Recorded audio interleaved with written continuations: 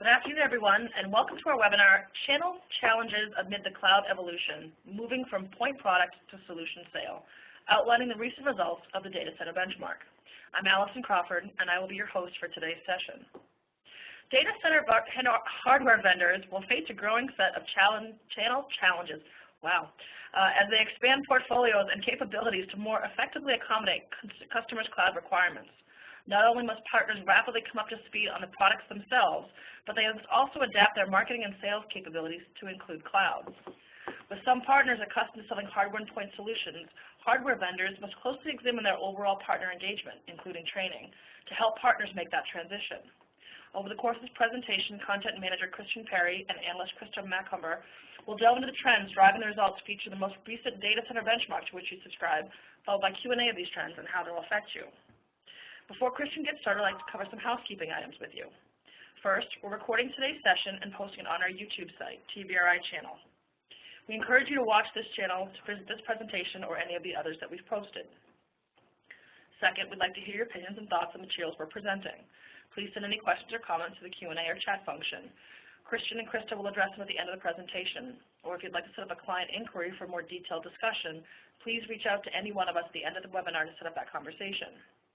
Third, we'll send out the slides to everyone registered for today's webcast within 24 hours of the conclusion of the webinar. You can also find these slides as well as our other thought leadership pieces, webinar decks, and commentaries on SlideShare at www.slideshare.net/TBR_market_insight. And we have all the social media links for you again at the end of the presentation. With that, let me introduce Analyst Krista Macomber and Content Manager Christian Perry on the computing team here at TBR. Krista is the lead author of the Data Center Benchmark, and Christian is lead on our data center research. Their insight into the operations and competitive strategies of the data center vendors helps our clients improve their strategic go-to-market plans and performance. And with that, let me hand this over to Christian. Thanks, Allison, and welcome everyone to this quarter's webinar. So what I'd like to do today is cover a few topics, and one of those is the channel challenges that we increasingly see out there in the market as hardware vendors not only try and bring their direct sales forces up to speed on solution sales, but their channel partners as well. This is a big challenge that we're seeing across a host of vendors in this space. So I'll touch on some of those challenges there and what the vendors are doing to overcome those challenges. And then I'll also share some insights from our research, including the benchmark, and touch on some of the performance from the first quarter compared to the fourth quarter, and some other points as well.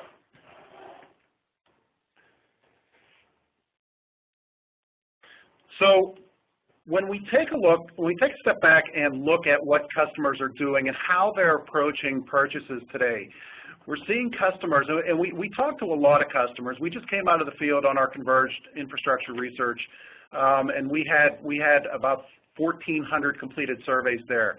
So we're seeing a lot of trends around how customers are approaching purchases, and we're seeing now the data center customers, not all of them, but many of them are looking at purchases from a more holistic perspective.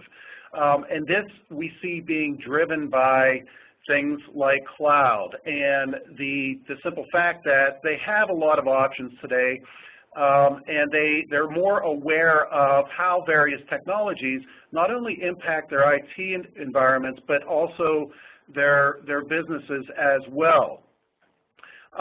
So although individual purchases of certain types of hardware naturally still occur, they're going to continue to occur, there's a real strong opportunity for larger engagements, including around cloud, including around other types of hardware and software that weren't part of the initial spur that drove customers towards a purchase.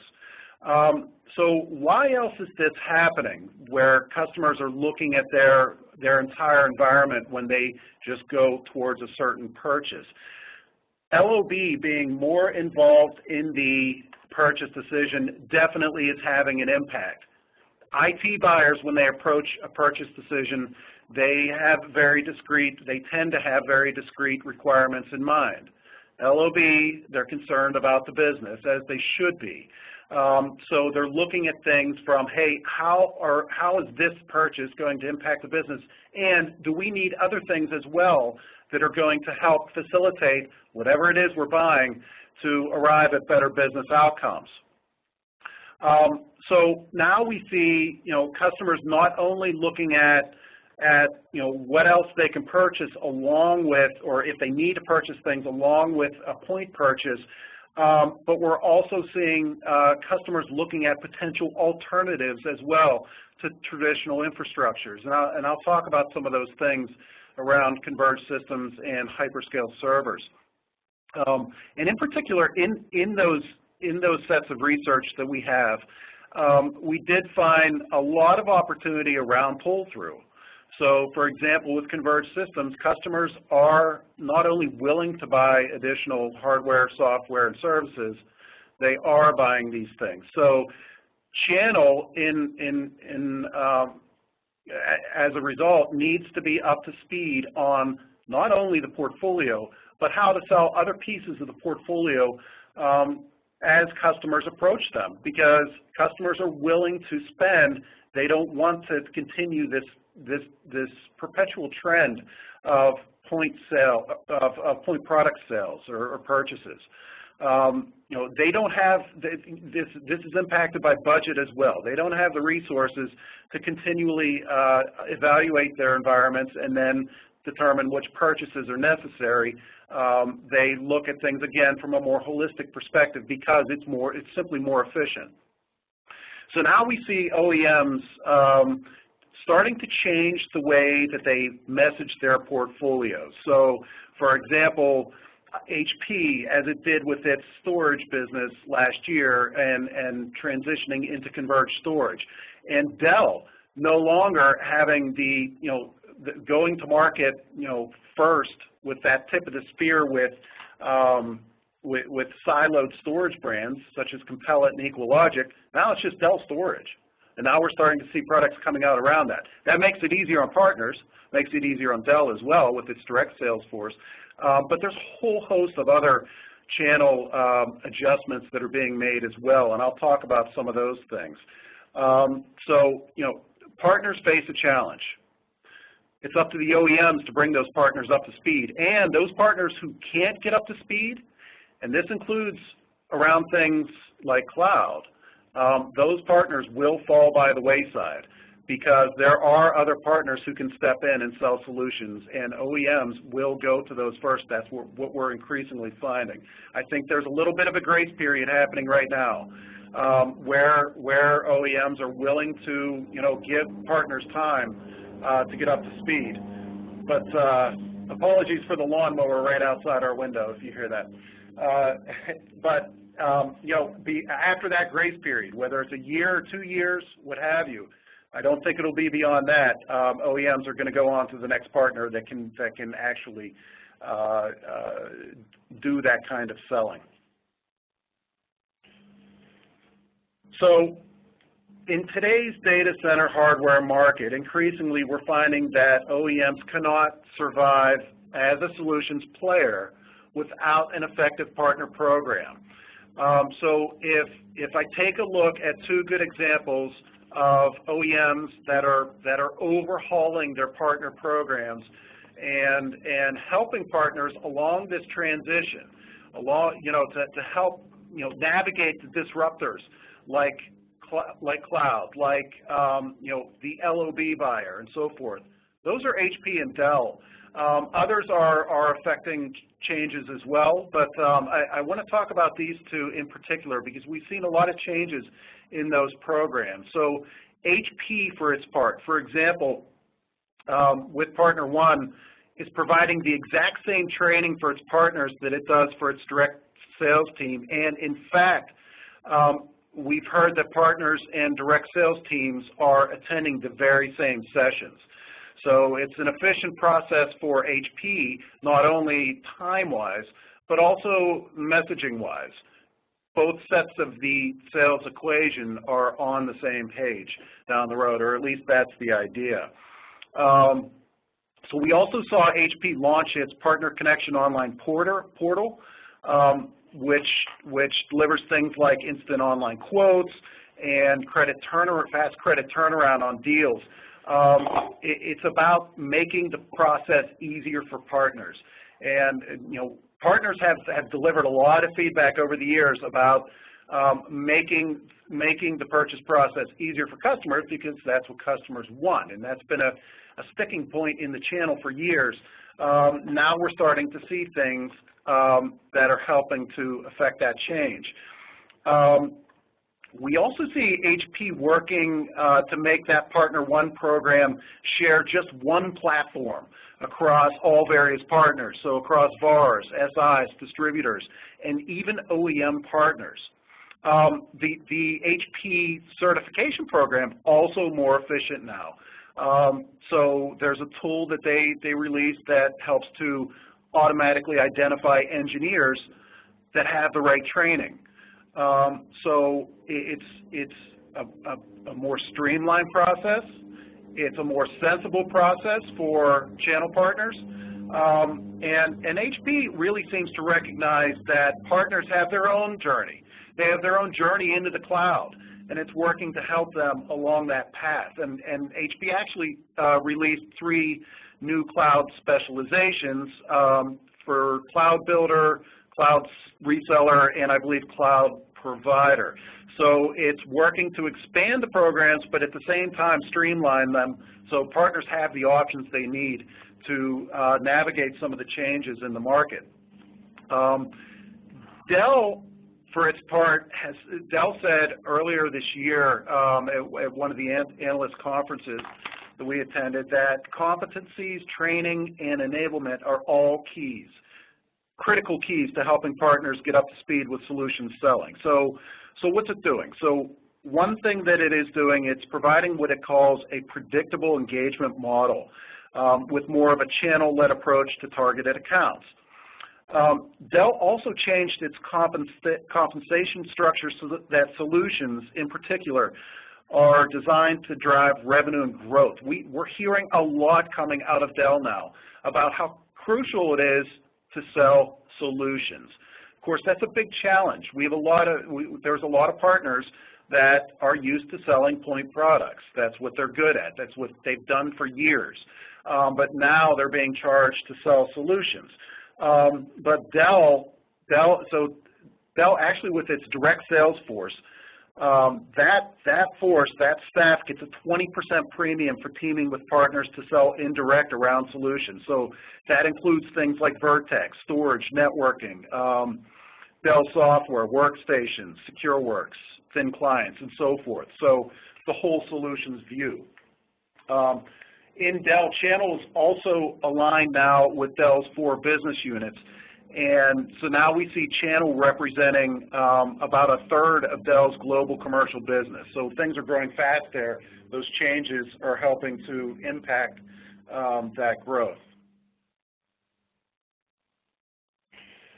So I'm going to touch briefly on some of the performance that we saw in 1Q compared to 4Q, and then I'm going to dive down into a couple of other areas that we're monitoring in our research. So on the x86 server side, this is a market that continues to be impacted by commoditization, of course, but we are seeing companies such as Lenovo, companies such as Cisco, using their existing install base to drive awareness. So that's an install base for Lenovo around workstations, Cisco around networking, to continue to drive awareness around their server businesses. And they're experiencing growth as a result, as we see here with both Lenovo and Cisco, whereas outside of Huawei, the rest of these vendors are hovering in the single digits in terms of growth. IBM still struggling, and that's of course a portfolio that's set for change once the Lenovo acquisition happens. Overall, we did see in 1Q that x86 server revenue increased 6.6% year-to-year, and that was up from 3.5% year-to-year in the 4th quarter. ASPs also rose. So they rose 5.4% over in the first quarter.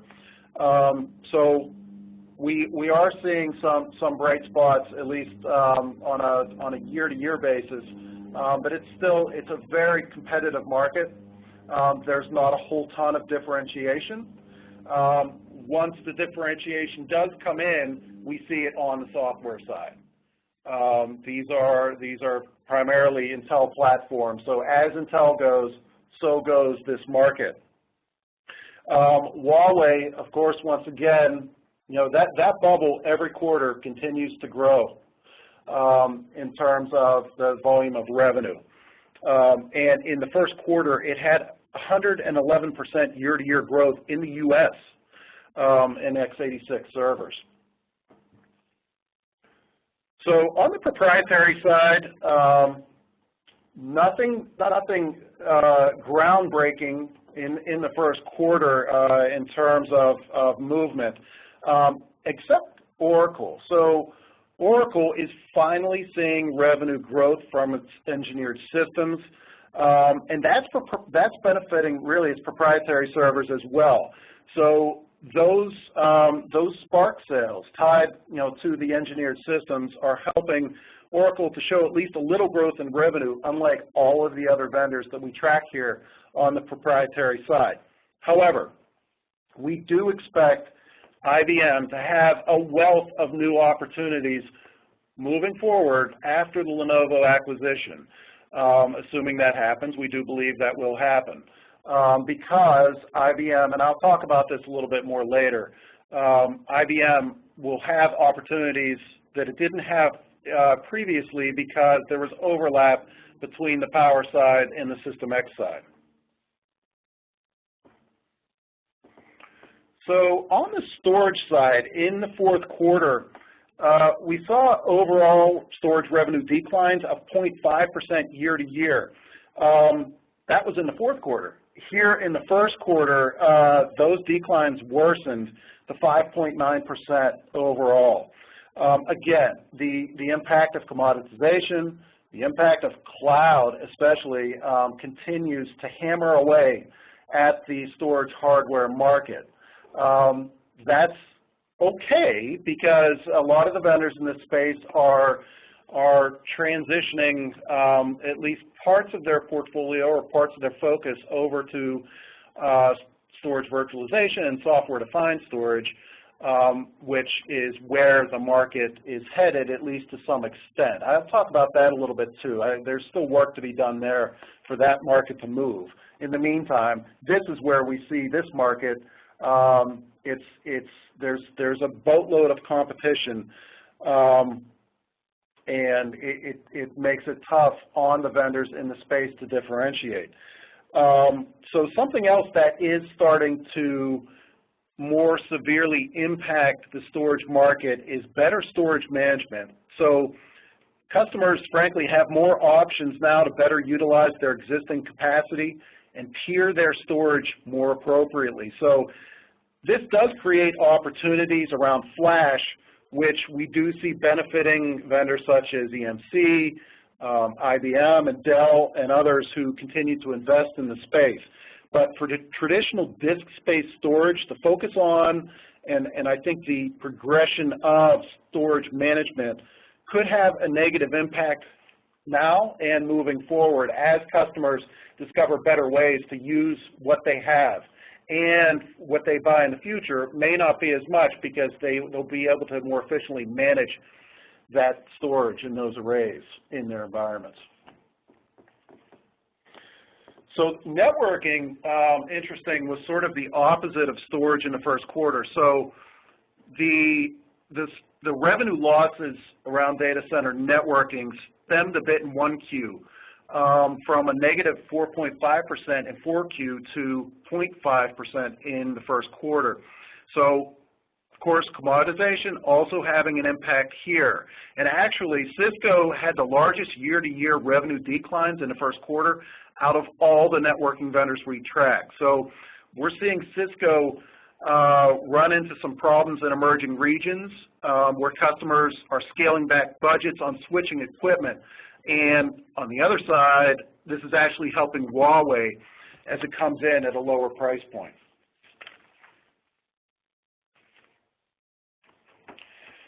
So I want to dive down into a couple areas. One of those is how customers are looking at their infrastructure and what they're doing around purchases.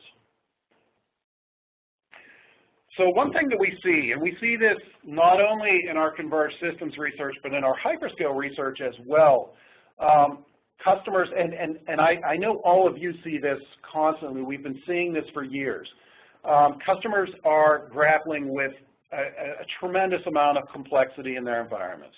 Now, that's been happening for years, but what we're seeing happening now is that customers are willing to spend to get out of that complexity, or to at least relieve themselves of some of that, some of those management problems around that infrastructure. Yes, Blade architecture does a great job of handling most data center workloads, but as the hardware scales, customers are running into issues in terms of managing their overall environment. So now we see, and we've seen, customers moving towards converged systems, which helps ease their management pains.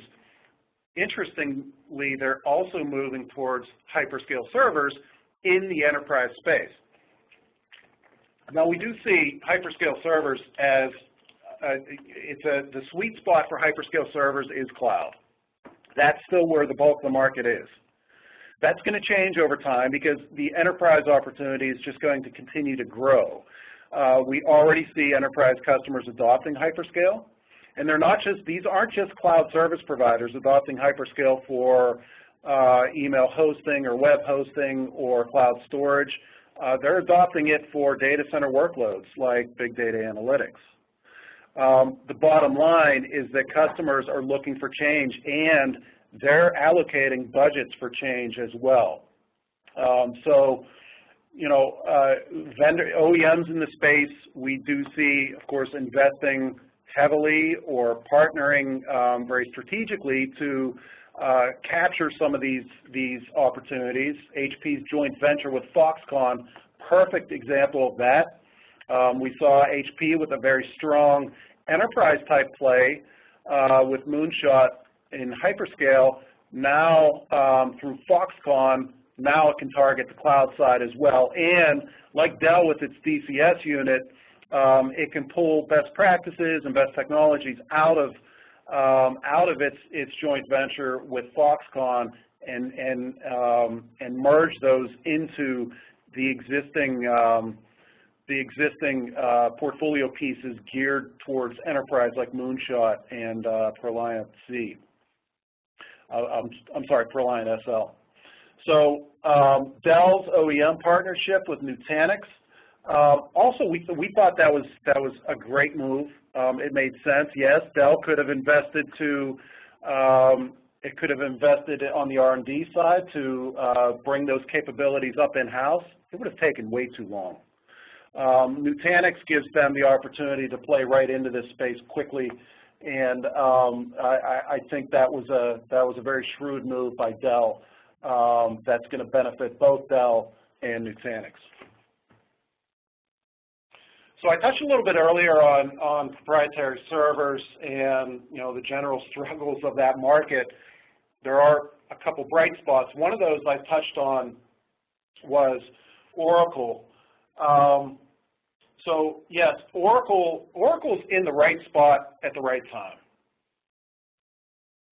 Far and away, the top focus for converged system customers is data-centric workloads, so database, data warehousing. Naturally, this plays right into Oracle's pocket. And Oracle says again and again and again, Oracle software runs best on Oracle hardware. And then when they talk about Oracle, Spark, and not talking about the systems that they OEM, when we're talking about Oracle Spark, it's really pretty tough to argue against that, but at least from a performance perspective. But then there's all the concerns about lock-in concerns about price, but this is working right now for Oracle. There's huge demand for these data-centric workloads and data-centric workloads on converged systems. Organizations want to get up and running very quickly with these types of things to get insights that help to better their business. And they don't want to, bring even more complexity into their environments, into their existing ecosystems. Converged systems provide a quick way to get them up to speed on that. So that's where Oracle is, and of course it's benefiting the other pieces of the engineered systems portfolio as well, not just Spark, but keeping in line here with proprietary servers.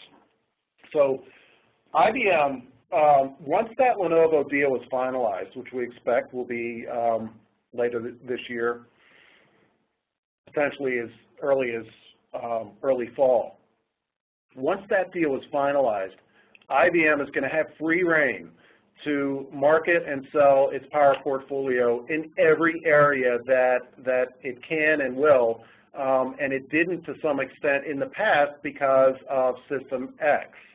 There's a lot of overlap between types of workloads used in these systems, and yeah, there's different value propositions to some extent around reliability and performance. But IBM, so that gate is going to open, and we know it's going to help to drive sales. Another gate that is going to open is through the Open Power Consortium. So IBM, if it plays its cards right here by opening up power, could very well indeed be, prove a competitor to Intel.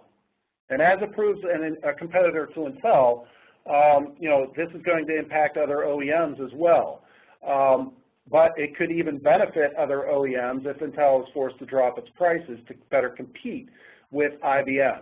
This is a bit of a long shot to picture power chip technology actually competing on price with Intel's Xeon. But if it happens, and it could happen, that certainly bears watching moving forward, because IBM is going to have a real advantage in its back pocket that will help to further drive its own power systems. And it'll help IBM in the cloud as well, because it just boosts that proposition as well, and could help to decrease prices running on IBM's cloud on IBM hardware. So I did touch on storage virtualization, and I also touched on software-defined storage a little bit. Software-defined storage, definitely the big hype right now, definitely the big buzz term. But I think there's a lot of work to be done around use cases, around showing TCO, and around simply just proving or showing what it can do in customer environments before it really takes off. Yes, there are seemingly very real benefits, very tangible benefits for customer environments. But these are different ways of doing things for customers who have been doing the same thing for a very long time. So before customers invest, and that includes investing in personnel who actually know how to manage software-defined storage environments. Before that happens, they need to really understand what the impact is going to be on their environments. So not just use cases, but actual tangible benefits and results that will occur and how it's going to impact the business. This is what's going to need to happen. EMC has been doing a lot around this, but we're still in the very early stages. We do know that customers are looking at it, and they continue to look at it. But we're seeing a lot of looking and watching and peering into the available options. Not a whole ton of adoption just yet. However, we do think that down the road, 3, 4, 5 years, yeah, we will see a storage ecosystem, a storage market that is more software-centric. So that was the end of the focus areas I wanted to touch on. And Allison, I'm got a couple questions. Happy to hand it over to you. Thank you. So we have a couple questions that already came through. I do encourage anyone that has any additional questions to send them through now. So the first question we have is actually specific to one slide, so I'm going to take everyone back. It's on slide 8. The question was IBM System Z mainframe revenue included in the IBM proprietary server revenue shown on slide 8? Seems to me that should be broken out from the System P power, as those markets are so very different. Sure, this is Krista Macomber. I'd be happy to take that question. Yes, this revenue here is actually inclusive of IBM System Z and Power businesses. And here at TBR, we are certainly tracking both of those server lines as well as the broader mainframe and Unix marketplaces. But for the purposes of this benchmark, we do kind of integrate them together to get a slightly higher level view of the overall proprietary server marketplace. And I think when you look at these trends of commoditization that are happening in the IT industry as a whole, I think it pretty much aligns with what we're seeing. And that broader growth on the x86 server end as proprietary servers take a hit to a degree, and these vendors work to better align, I think, their portfolios to be a bit more open and flexible with, supporting things like cloud and big data. I think when you look at both the mainframe and the Unix marketplaces, these are some common themes that are impacting vendors on both sides. Okay, the next question we had, how do you see the hyperscale server market evolving over the next few years? Sure, I'm happy to handle that. So when we looked at, so we just came out of the field and published a hyperscale landscape report. We talked to a lot of existing adopters in the U.S. Of hyperscale servers. And what we found is that, number one, yes, enterprise customers are increasingly purchasing hyperscale. And as I mentioned before, they're not just purchasing hyperscale for cloud workloads. They're purchasing hyperscale for traditional data center workloads as well, because of some of the issues they're running into around blade technology. They're not going to get rid of blade technology, but we did see that a third of customers, and these are enterprise customers, are replacing existing hardware with hyperscale servers. So what we do see down the road is we'll see a blade market that continues to be strong, but the hyperscale market in enterprise is going to continue to grow. And as it grows, it's going to pull down blade, because blade is going to be replaced in many of these situations. That's not to say that the hyperscale market for enterprise is going to be anywhere near the size of blade anytime soon, or if ever. But there is a real opportunity. Customers are willing to spend. And these customers who have purchased hyperscale are very satisfied with what they have in their environments with those servers. And they're planning to buy more.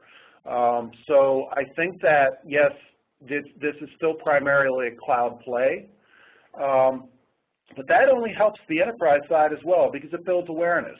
The more and more and more we hear about, and customers hear about the data centers from Google and Facebook and Amazon and Microsoft, the more they want some of that cloud experience in their own environments for that on-premises hardware that they have to have. They're used to, customers are used to the efficiencies through cloud now. Using public cloud services, they know these things are run pretty efficiently. So there's a perception that, yes, cloud data centers, in turn, are very efficient. And frankly, that's the honest truth, is that, yeah, those data centers are very efficient. Not only from a workload performance and reliability perspective, but also from a power perspective as well. This is how the technology is designed. So customers, especially those businesses that have plans or that expect to scale at a great rate in the future, you can darn well bet they're going to be looking increasingly at hyperscale servers. So I guess the bottom line here is that the enterprise opportunity around hyperscale is growing, and it's going to continue to grow. Okay. We had a follow-up question. I'm not sure if it's related to hyperscale or data center specific, but the question is, what regional trends are you seeing in the market? Sure, I'm happy to handle that. So when we look at the Americas versus EMEA and then APAC, and we look at the overall hardware market, so we see declines around the globe with hardware, and commoditization is affecting everything. The move towards more software management is affecting things, and of course that drives commoditization. We're really seeing deeper declines in APAC. So we saw, I think it was 5.7% declines in APAC in the first quarter. So we see budgets being scaled back in China. And as that happens, as those budgets are scaled back, the competition is just getting stronger in China, as a lot of U.S.-based companies try to expand their presence and expand their market share in that country. It's becoming much more difficult to drive revenues in China. In EMEA, we continue to see macroeconomic impacts there, but it's not having as much of an impact on the overall data center hardware market as we see in APAC, certainly in APAC, and even not as much as we see in Americas, at least in terms of performance. There are different things going on in these regions, of course. But where we saw that macroeconomic impact really affecting EMEA last year and the latter part of 2012, it's definitely looking rosier now, and we're starting to see that in the results. So I just want to point out also, I may as well add, so when we look across all regions, there's one company that has not just double-digit growth in all regions, but a minimum of 44% growth in every region, and that's Huawei. So Huawei had 43.3% growth in the Americas in the first quarter. That's across server, storage, and networking. EMEA, 55.5% growth. And APAC, it continues to grow at a really high clip at 59.8%. So, Huawei isn't content just to build out its presence in APAC. It's being really aggressive to work its way around the rest of the globe, and we're seeing those results.